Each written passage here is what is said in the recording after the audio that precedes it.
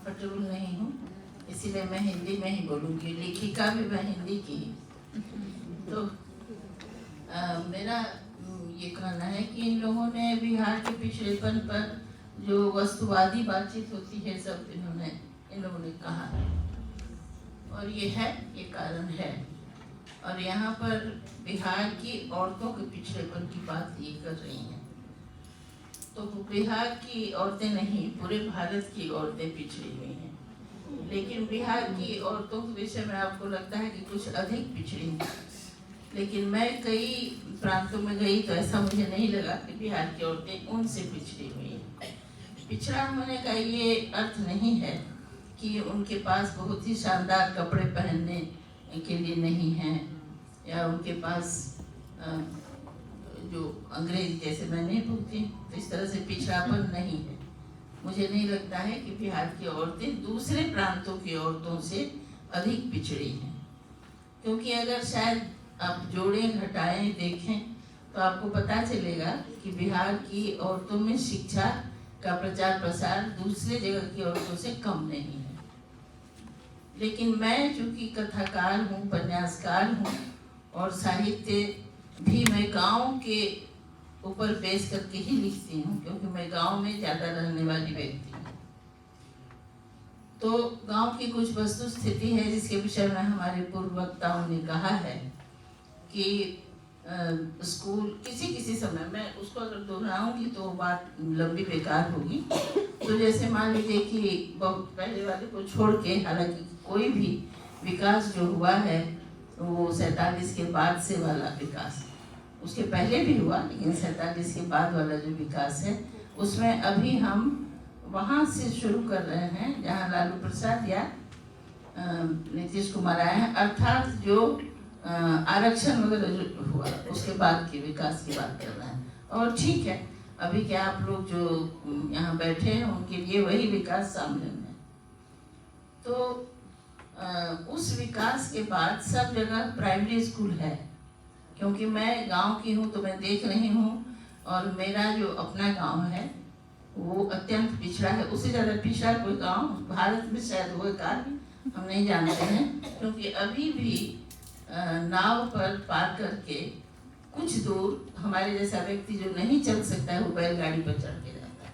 तो अब इससे पिछड़ा कौन सा गांव हुआ? और उस गांव में सिर्फ दलित और महादलित हैं, जिसको पासवान कम्युनिटी है, मुसहर हैं, गुजरा हैं। तो ये तो अब इससे क्या दलित होगा? तो इसीलिए हम उन लोगों को भी देख रहे हैं।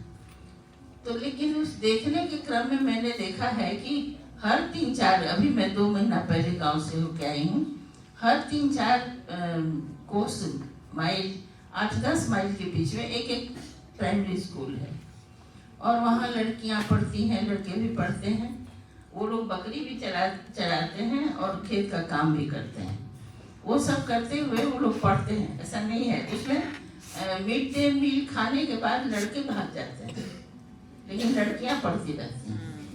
तो मुझे तो कुछ दिनों के बाद ऐसा दिखाई पड़ रहा है कि लड़कियां ही ज़्यादा पढ़ी लिखी और ज़्यादा समझदार नजर आएंगी, और लड़के नहीं दिखेंगे बिहार में उतने ज़्यादा पढ़े लिखे। ये मैं बहुसंख्यकों की बात करती हूँ, बहुसंख्यक धर्म जाति के हिसाब से नहीं, गांव के लोगों के हिसाब से।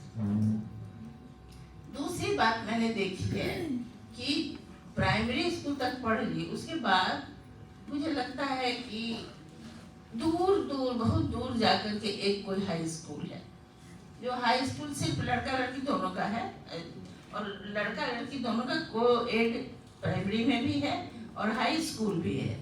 तो उस हाई स्कूल में जाने के लिए रोज किसी भी लड़की को, अभी भी लड़का भी काम करता है गांव में, उस कम्युनिटी का लड़का और लड़की बहुत ज़्यादा अंतर नहीं है, लड़का भी करता है काम और लड़की भी करती है। फिर भी ये भावना अभी तक है कि लड़का पढ़ेगा तो नौकरी करने जाएगा, लड़की के नौकरी की बात नहीं सोचता है लोग बहुत ज़्यादा अभी भी। और चाहे कोई भी कम्युनिटी हो, हमारा तो दलित कम्युनिटी के विषय में ही कह रहे हैं, उनके भी मन में ये बात है। तो ये लोग जो हैं वो लड़कियां पढ़ने नहीं जा पाती हैं, क्योंकि घर का काम वाम करने के बाद, खाना वाना बनाने का एकदम छोटे से जानती हैं, करने के बाद वो नाव पार करके फिर जाएंगी बहुत दूर पढ़ने और फिर वहाँ से आएंगी, ये संभव उतना नहीं होता है।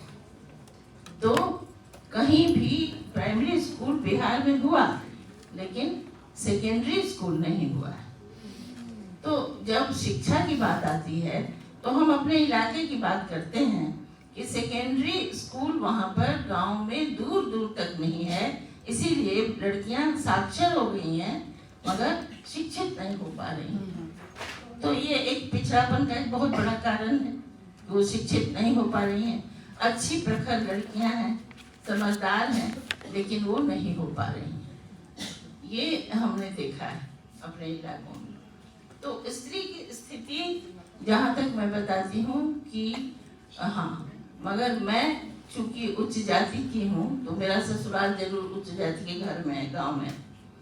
वहाँ पर मैंने देखा कि उच्च जाति की स्त्रियाँ ज़्यादा पीड़ित और दलित हैं, ज़्यादा दुखी हैं, क्योंकि वो बिना पुरुषों के कहे अभी भी उनके पास ये हक नहीं है कि वो बाहर निकलती हैं। जबकि दलित कम्युनिटी की स्त्रियां बाहर निकलती हैं और दोनों पुरुष और स्त्री साथ साथ काम करते हैं। बाहर मतलब शहरों में जो काम करने जाते हैं बिहार के लोग, उसमें आमतौर पे औरतें नहीं जाती हैं।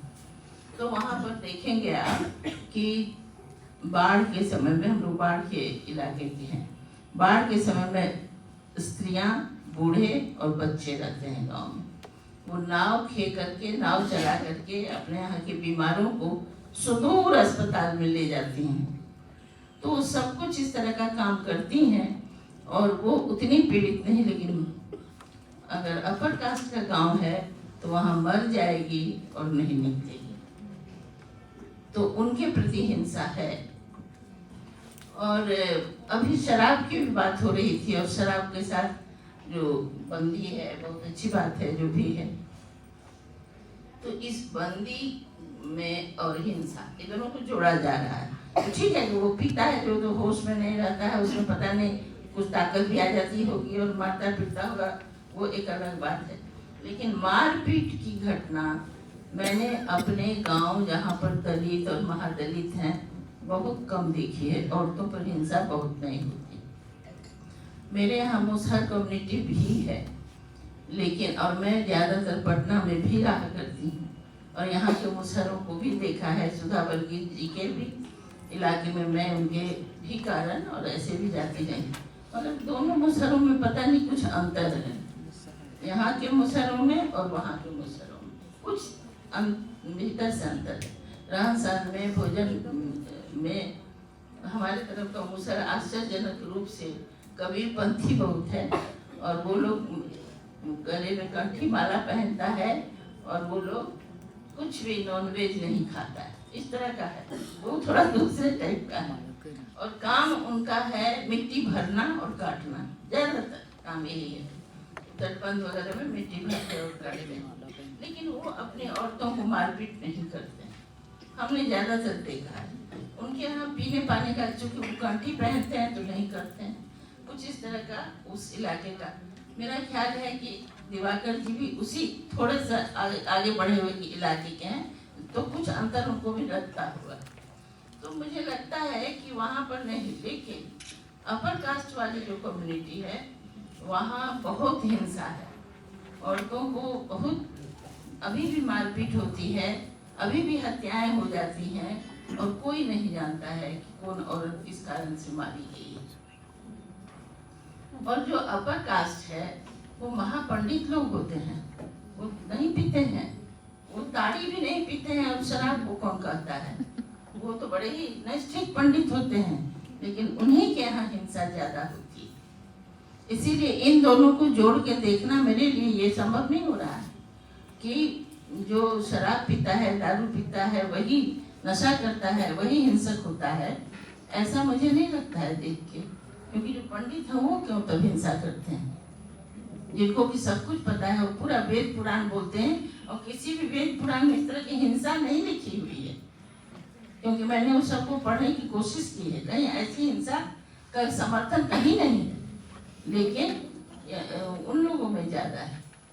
तो अब धीरे धीरे लेकिन मैंने देखा है कि जब से उसका कारण है कि आप जब तक अधिकार नहीं देंगे तब तक स्त्रियों को अपना सही अपनी पहचान नहीं होगी। तभी 50% रिजर्वेशन जो हुआ पंचायत में, उससे उन लोगों को काफी लाभ हुआ है, ये मुझे लग रहा है।